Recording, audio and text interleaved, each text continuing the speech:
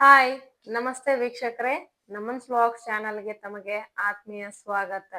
ಇವತ್ತಿನ ಒಂದು ವಿಡಿಯೋ ಏನಪ್ಪಾ ಅಂತಂದ್ರೆ, ನಾನು ಟ್ಯೂಷನ್ ಕ್ಲಾಸಸ್ನ ಯಾವ ರೀತಿ ತಗೋಬೇಕು, ಹಾಗೆ ಯಾವೆಲ್ಲ ಅರ್ಹತೆಗಳು ನಮಗೆ ಇರಬೇಕು, ಎಷ್ಟು ಪೇಷನ್ಸ್ ಇಂದ ನಾವು ಮಕ್ಕಳ ಹತ್ರ ಡೀಲ್ ಮಾಡಬೇಕು, ಏನೆಲ್ಲ ಆಕ್ಟಿವಿಟೀಸ್ ಮಾಡಬೇಕು ಅನ್ನೋದ್ರ ಬಗ್ಗೆ ನಿಮಗೆ ಸಂಪೂರ್ಣವಾಗಿ ನಾನು ಹಿಂದಿನ ವಿಡಿಯೋಗಳಲ್ಲಿ ತೋರಿಸಿದ್ದೆ. ದಯಮಾಡಿ ಆ ವಿಡಿಯೋಗಳನ್ನ ತಾವು ನೋಡ್ಬೇಕಾಗಿ ನನ್ನ ವಿನಂತಿ. ಹಾಗೂ ಇವತ್ತಿನ ಒಂದು ವಿಡಿಯೋ ಏನಪ್ಪಾ ಅಂತಂದ್ರೆ, ಎಷ್ಟು ನಾವು ಗಳಿಸ್ಬೋದು ಟ್ಯೂಷನ್ ಹವರ್ಸ್ನ. ಅಂದ್ರೆ ಈಗ 2 ರಿಂದ 3 ತಾಸು ಅಥವಾ 3 ರಿಂದ 4 ತಾಸು ಅಂತ ಏನು ನೀವು ಬ್ಯಾಚಸ್ ವೈಸ್ ಅಲಾಟ್ ಮಾಡ್ಕೊಂಡಿರ್ತೀರಾ, ಅದ್ರಲ್ಲಿ ನಾವು ಏನೆಲ್ಲ ಗಳಿಸಬಹುದು, ಅಥವಾ ನೀವು ಇನ್ನೂ ಶುರುನೇ ಮಾಡಿಲ್ವಾ, ಹಾಗಾದ್ರೆ ನನ್ನ ವಿಡಿಯೋನ ಪೂರ್ತಿಯಾಗಿ ನೋಡಿ. ನೀವು ತಿಂಗಳಿಗೆ 10 ರಿಂದ 15 ಸಾವಿರ ಕನ್ಫರ್ಮ್ ಆಗಿ ಗಳಿಸ್ಬೋದು ಅಂತೇಳಿ ನಾನು ತಮಗೆ ಒಂದು ಮಾತನ್ನ ಕೊಡ್ತೀನಿ. ಹಾಗೂ ನೀವು ಎಲ್ಲಾ ಒಂದು ವಿಷಯಗಳ ಬಗ್ಗೆ ತಮಗೆ ನಾಲೆಜ್ನ ಅಥವಾ ತಮಗೆ ಒಂದು ಜ್ಞಾನನ ಇದ್ರೆ ಅದನ್ನ ಶೇರ್ ಮಾಡಬೇಕು ಮಕ್ಕಳ ಜೊತೆ, ಅಥವಾ ನನ್ನ ಒಂದು ಡಿಗ್ರಿ ವೇಸ್ಟ್ ಆಗ್ಬಾರ್ದು, ನನ್ನ ಒಂದು ಪಾರ್ಟ್ ಟೈಮ್ ಒಂದು ಜಾಬ್ ತರ ನಾನು ಮಾಡ್ಕೋಬೇಕು ಅಂದ್ರೆ ಈ ಒಂದು ವಿಡಿಯೋನ ಪೂರ್ತಿಯಾಗಿ ನೋಡಿ. ನಾನು ಕೆಲವೊಂದು ಸಲಹೆಗಳನ್ನ ತಮಗೆ ಕೊಡಲು ಇಚ್ಛಿಸುತ್ತೀನಿ. ಈ ಒಂದು ವಿಷಯನೇ ನಾನು ಯಾಕೆ ತಗೊಂಡಿದ್ದೀನಿ ಅಂತಂದ್ರೆ, ಈಗ ನಾವು ಕೆಲವು ಟೀಚರ್ಸ್ ಆಗಿರ್ತೀವಿ, ಸ್ಕೂಲ್ಸ್ ಎಲ್ಲ ಮಾಡ್ಕೊಂಡ್ ಬರ್ತೀವಿ, ಮನೆಯಲ್ಲಿ ಕಂಫರ್ಟ್ ಆಗಿ ಲೈಫ್ ಇದೆ ಹಾಗೂ ನೋಡ್ಕೊಳ್ಳೋರು ಇದ್ದಾರೆ ಅಂತ ಅಂದಾಗ, ನಾವು ಆಫ್ಟರ್ ಸ್ಕೂಲ್ ಅವರ್ಸ್ ಮನೆಗೆ ಬಂದ ನಂತರ ಈ ಟ್ಯೂಷನ್ ಕ್ಲಾಸಸ್ ಅನ್ನ ರನ್ ಮಾಡ್ಬೋದು. ರನ್ ಮಾಡಿದ ನಂತರ ನೀವು ಎಷ್ಟು ಗಳಿಸ್ಬೋದು ಅನ್ನೋದ್ರ ಬಗ್ಗೆ ನಾನು ತಿಳಿಸ್ತೀನಿ. ಅಥವಾ ನೀವು ಟೀಚರೇ ಅಲ್ವಾ, ಅಥವಾ ಮನೆಯಲ್ಲೇ ಇದ್ದೀರಾ, ಏನು ಕೆಲಸ ಇಲ್ವಾ, ಪ್ರೆಸೆಂಟ್ ಏನಾದ್ರೂ ಮಾರ್ನಿಂಗ್ ಟೈಮ್ ಅಲ್ಲಿ ಏನಾದ್ರೂ ಬೇರೆ ವರ್ಕ್ ಮಾಡ್ತಾ ಇದ್ದೀವಿ, ಈವ್ನಿಂಗ್ ಫ್ರೀ ಇದ್ದೀವಿ ಅಂತಂದಾಗ. ಯಾಕೆ ಈವ್ನಿಂಗ್ ಅಂದ್ರೆ, ಮಾರ್ನಿಂಗ್ ಟೈಮ್ ಅಲ್ಲೆಲ್ಲ ಮಕ್ಕಳು ಸ್ಕೂಲಲ್ಲಿ ಬ್ಯುಸಿ ಇರ್ತಾರೆ. ಸೊ ನಾವು ಈ ಸಾಯಂಕಾಲ ಸಮಯವನ್ನ 5 ರ ನಂತರವನ್ನ ನಾವು ಯಾವ ರೀತಿ ಯೂಸ್ ಮಾಡ್ಕೋಬಹುದು ಅಂತ ನೀವು ಈ ವಿಡಿಯೋದಲ್ಲಿ ಪೂರ್ತಿಯಾಗಿ ತಿಳ್ಕೊತೀರಾ. ದಯವಿಟ್ಟು ಪೂರ್ತಿ ವಿಡಿಯೋನ ತಾವು ನೋಡಿ.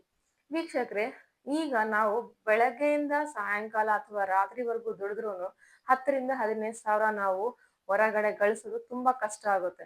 ಅದೇ ನೀವು ನಾನ್ ಹೇಳೋ ಪ್ರಕಾರ ಈ ಟ್ಯೂಷನ್ ಕ್ಲಾಸಸ್ ಅನ್ನ ಅಳವಡಿಸ್ಕೊಂಡಾಗ, ನೀವೇನಾದ್ರೂ ಅಟ್ಲೀಸ್ಟ್ ನಾವು ಒಂದು ಡಿಗ್ರಿ ಪಡ್ಕೊಂಡಿದೀವಿ ಅಂತಂದಾಗ, ಈ ಒಂದು ನೀವು ಕೆಲಸದಲ್ಲಿ ನೀವು ಇನ್ವಾಲ್ವ್ಮೆಂಟ್ ನ ತೋರಿಸ್ಬೇಕಾಗುತ್ತೆ. ಆ ತೋರ್ಸೋ ಇನ್ವಾಲ್ವ್ಮೆಂಟ್ ಅಥವಾ ಪೇರೆಂಟ್ಸ್ ಕಡೆಯಿಂದ ಗಳಿಸ್ತಕ್ಕಂತ ಒಂದು ನಂಬಿಕೆ, ಹಾಗೆ ನೀವು ಈ ಏರಿಯಾನಲ್ಲಿ ಇದೀನಿ ಅಂತ ಹೇಳಿ ಮಾಡ್ತಕ್ಕಂತ ಒಂದು ಹೊಸ ಪ್ರಯೋಗ ಆಗಿರ್ಬೋದು. ಈಗ ಫಾರ್ ಎಕ್ಸಾಂಪಲ್, ನೀವು ಸಿಟಿಯಲ್ಲಿದ್ದೀರಾ, ಹಳ್ಳಿಯಲ್ಲಿದ್ದೀರಾ ಅನ್ನೋದು ಇಲ್ಲಿ ಬಹಳ ಮುಖ್ಯವಾಗುತ್ತೆ. ಈಗ ಒಂದು ಸಿಟಿಯಲ್ಲಿದ್ದಾಗ ಈ ಒಂದು ಟ್ಯೂಷನ್ ಕ್ಲಾಸಸ್ನ ಅಮೌಂಟ್ ಬೇರೆ ಆಗುತ್ತೆ. ಅದೇ ನೀವು ಹಳ್ಳಿಯಲ್ಲಿದ್ದೀನಿ ಅಂತಂದಾಗ ಹಳ್ಳಿಯ ವಾತಾವರಣಕ್ಕೆ ತಕ್ಕಂತೆ ಅದನ್ನು ಬದಲಾಗುತ್ತೆ. ಸೊ ಈ ಒಂದು 3-4 ಅಂಶಗಳನ್ನ ಇದು ಬಹಳ ನಿರ್ಧರಿಸುತ್ತೆ.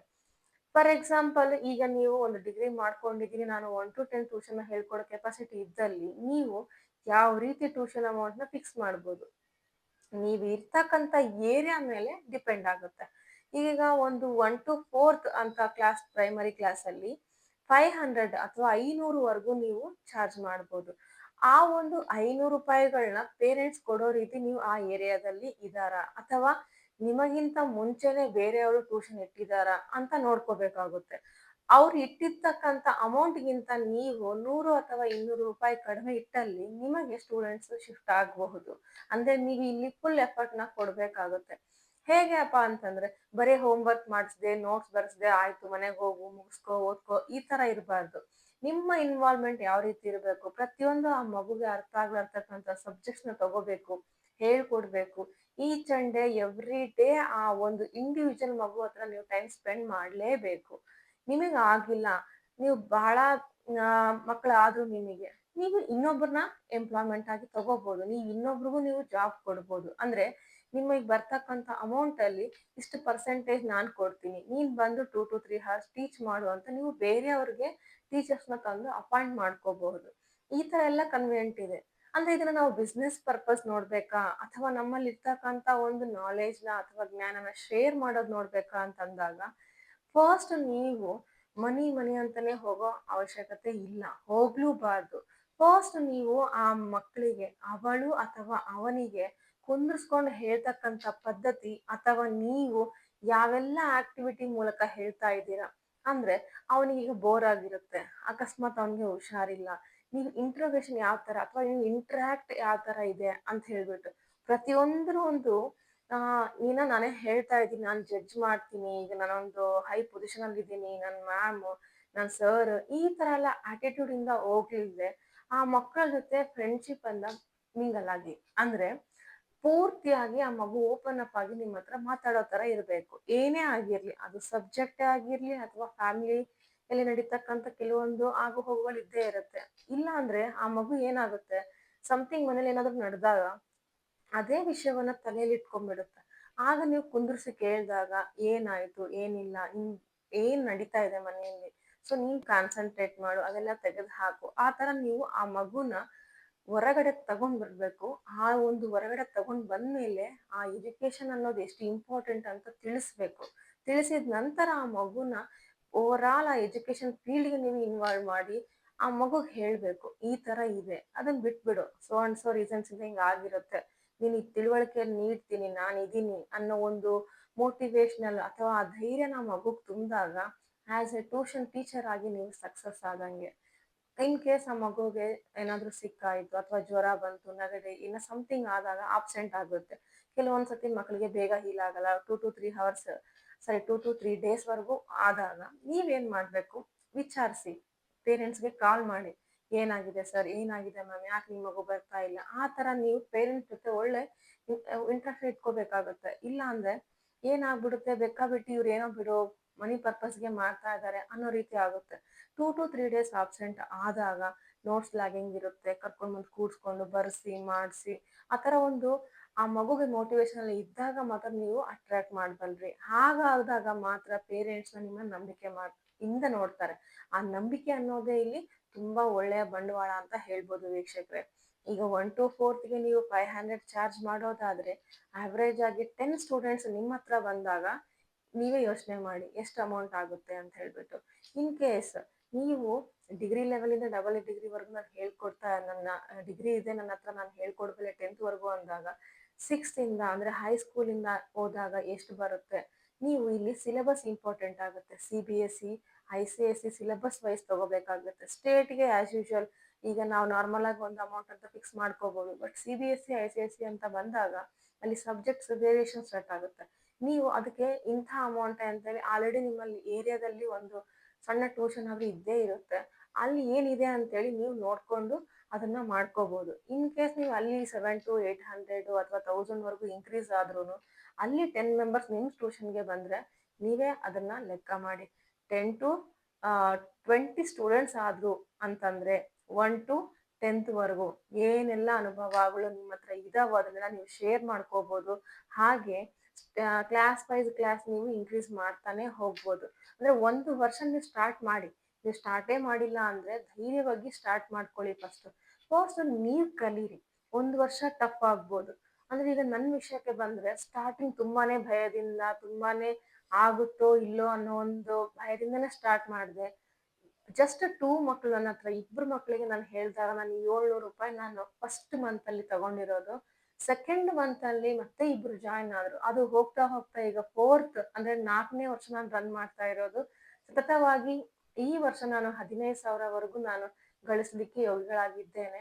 ಹಾಗೂ ಗಳಿಸಿದೀನಿ ಅಂತಾನು ಹೇಳ್ಕೊಳಕ್ ನನ್ಗೇನು ಅನಿಸ್ತಾ ಇಲ್ಲ, ಪ್ರೌಡ್ ಆಗಿ ಹೇಳ್ಕೊಂತೀನಿ. ಆ ತರ ನನ್ನ ಮಕ್ಕಳನ್ನ ಚೇಂಜ್ ಮಾಡಿದೀನಿ. ಪೇರೆಂಟ್ಸ್ ನ ಫಸ್ಟ್ ನಾನು ನಂಬ್ಸಿದೀನಿ ಅಂತಂದ್ರೆ ಅವ್ರಿಗೆ ತಮ್ಮ ಮಕ್ಕಳಲ್ಲಿ ತಮಗೆ ಚೇಂಜಸ್ ಅಂತ ಕಾಣಿಸಿದೆ ಅಂತೇಳಿ ಪ್ರತಿಯೊಬ್ರು ಅಂದ್ರೆ ಲೈಕ್ ಆಕ್ಟಿವಿಟೀಸ್ ಆಗಿರ್ಬೋದು, ಒಂದು ಆ ಮಗು ಬರೀತಕ್ಕಂಥ ನೋಟ್ಸು, ಹ್ಯಾಂಡ್ ರೈಟಿಂಗ್, ಆಮೇಲೆ ತಾವು ಇಟ್ಕೊಳ್ತಕ್ಕಂಥ ಶಿಸ್ತಿನ ಒಂದು ಬ್ಯಾಗ್ ಆಗ್ಲಿ, ಆ ಬುಕ್ಸ್ ಆಗ್ಲಿ, ನಾವು ಪ್ರತಿಯೊಂದು ಮ್ಯಾಟರ್ ಮಾಡ್ಬೇಕಾಗುತ್ತೆ, ಪ್ರತಿಯೊಂದನ್ನು ತಿಳಿಸಿ ಹೇಳ್ಬೇಕಾಗುತ್ತೆ. ಈ 1 to 4 ಮಕ್ಕಳಿಗೆ ಬೇಗ ಮನ್ಸು ಏನಂತಾರೆ ಚಂಚಲ ಆಗಿರುತ್ತೆ, ಇಟ್ಕೊಳಲ್ಲ, ಸ್ವಲ್ಪ ಹಂಗೆ ಇರ್ತಾರೆ. ಸೊ ನೀವು ತಿದ್ದಬೇಕು. ಪೇರೆಂಟ್ಸ್ಗೆ ಆ ಹೋಪ್ಸ್ ಕೊಡಿ.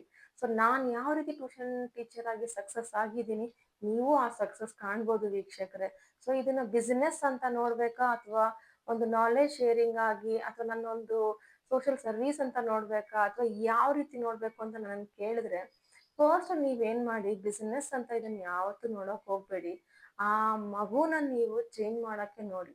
ಪ್ರತಿ ಮಗುನು ನನ್ನ ಮಗು ಅಂತ ನೀವು ತಿಳ್ಕೋಬೇಕು. ಅವ್ರು ನಂಬಿ, ಪೇರೆಂಟ್ಸ್ ನಂಬಿ ನಮ್ಮ ಹತ್ರ ಕಳ್ಸಿದ್ದಾರೆ, ಏನ್ 2 ರಿಂದ 3 ತಾಸು ಅಥವಾ 3 ರಿಂದ 4 ತಾಸು ನೀವು ಇಟ್ಕೊಂಡಿರ್ತೀರಿ ಆ ಮಗುನ, ಅಂದ್ರೆ ಬ್ಯಾಚಸ್ ವೈಸ್ ಹೇಳ್ತಾ ಇದ್ದೀನಿ.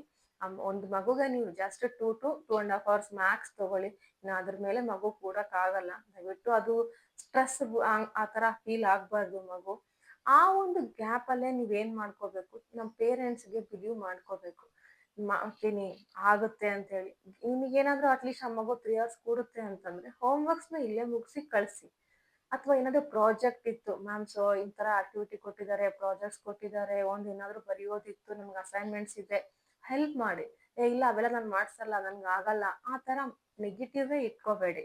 ಪ್ರತಿಯೊಂದು ಆ ಮಗು ಹೋಪ್ಸ್ಕೊಡಿ. ಅವಾಗ ಏನಾಗುತ್ತೆ, ಇದು ಬಿಸ್ನೆಸ್ ಆಗುತ್ತೆ. ಯಾವ ರೀತಿ, ಆ ಮಗು ನಿಮ್ಮನ್ನ ಬಿಟ್ಟು ಹೋಗಲ್ಲ. ಜೂನ್ಗೆ ಆ ಮಗು ಜಾಯ್ನ್ ಆಯ್ತು ಅಂತಂದ್ರೆ ಟಿಲ್ ಮಾರ್ಚ್ ವರ್ಗು ನಿಮ್ ಜೊತೆನೆ ಇರುತ್ತೆ. ಅವಾಗ ಆ ಇಷ್ಟು ಮಂತ್ಸ್ ಫೀಸ್ ನಿಮ್ ಕೈಯಲ್ಲಿ ಬಂದಾಗ ಇನ್ನು ಅದು ಬಿಸ್ನೆಸ್ ಆಯ್ತಲ್ವಾ. ಸೊ ಆ ತರ ನೋಡಿ. ಫಸ್ಟ್ ನೀವು ಎಷ್ಟು ಪೇಶೆಂಟಿವ್ ಆಗಿ ನಿಮ್ಮಲ್ಲಿ ಇರ್ತಕ್ಕಂಥ ನಾಲೆಜ್ ನ ಶೇರ್ ಮಾಡಕ್ಕೆ ರೆಡಿ ಇರ್ಬೇಕು. ಫಸ್ಟ್ ನಾವು ಪರ್ಫೆಕ್ಟ್ ಆಗ್ಬೇಕು. ಪರ್ಫೆಕ್ಟ್ ಅಂದ್ರೆ ಈಗ ಒಂದು ಸಬ್ಜೆಕ್ಟ್ ಏನೋ ಗೊತ್ತಾಗಿಲ್ಲ ನಿಮಗೆ, ಟೈಮ್ ಕೊಡಿ, ನಾಳೆ ಹೇಳ್ತೀನಿ, ಇದನ್ನ ನೀವು ಫಸ್ಟ್ ಕಲೀರಿ. ಅಥವಾ ನಿಮಗೆ ಮ್ಯಾಥ್ಸ್ ಪ್ರಾಬ್ಲಮ್ ಸಾಲ್ವ್ ಮಾಡಕ್ ಆಗ್ಲಿಲ್ಲ, ಅದನ್ನ ನೋಡಿ ಯಾವ ರೀತಿ ಇದೆ ಅಂತ. ಈಗೇನ್ ಟೆಕ್ಸ್ಟ್ ಬುಕ್ ಅಲ್ಲಿ ಪ್ರತಿಯೊಂದು ಎಕ್ಸಾಂಪಲ್ ಪ್ರಾಬ್ಲಮ್ಸ್ ನಿಮ್ಗೆ ಸಿಕ್ಬಿಡುತ್ತೆ. ಆ ಎಕ್ಸಾಂಪಲ್ ಪ್ರಾಬ್ಲಮ್ಸ್ ನೋಡಿ ನೀವು ಅನಲೈಸ್ ಮಾಡಿ. ನಿಮಗೆ ಗೊತ್ತಾಗಿಲ್ಲ ಅಂದ್ರೆ ನೀವು ಆಲ್ರೆಡಿ ಆ ಟ್ಯೂಷನ್ ಟೀಚರ್ ಆಗಿದ್ರೆ ನೀವು ಇನ್ನೂ ಇಂಪ್ರೂವ್ಮೆಂಟ್ ಮಾಡ್ಕೋಬಹುದು. ಯಾವ ರೀತಿ, ನೀವು ಇನ್ವಾಲ್ವ್ಮೆಂಟ್ಸ್ ತೋರಿಸಿ, ಆಕ್ಟಿವಿಟೀಸ್ ಮೂಲಕ ಪ್ರತಿಯೊಂದು ಕಲ್ತು, ಆಮೇಲೆ ಅಡ್ವರ್ಟೈಸ್ ಮೂಲಕ ಅಲ್ಲಿ ನಿಯರ್ ಬೈ ಸ್ಕೂಲ್ಸ್ ಯಾವಿದಾವೆ ಆ ಸ್ಕೂಲ್ಸ್ ಎಲ್ಲ ಹೋಗಿ ಅಡ್ವರ್ಟೈಸ್ಮೆಂಟ್ಸ್ ಕೊಡೋದು. ಹಾಗೆ ಎಕ್ಸ್ಟ್ರಾ ಇನ್ನೊಬ್ಬ ಟೀಚರ್ಸ್ ನೀವು ಅಲಾಟ್ ಮಾಡ್ಕೊಂಡು ನಿಮಗೆ ಬ್ಯಾಚ್ ವೈಸ್ ಆರಾಮಾಗಿ ನಿಮಗೆ 15 ಕ್ರಾಸ್ ಆಗ್ಬೋದು. ಅದು ಡಿಪೆಂಡ್ಸ್, ನಿಮಗೆ ಎಷ್ಟು ಇರುತ್ತೆ ಅಷ್ಟು. ಅಂದ್ರೆ ಮ್ಯಾಕ್ಸಿಮಮ್ 8 o'clock ಒಳಗಡೆನೆ ಮುಗಿಸ್ಕೊಳ್ಳಿ ಪ್ರತಿ ಬ್ಯಾಚಸ್.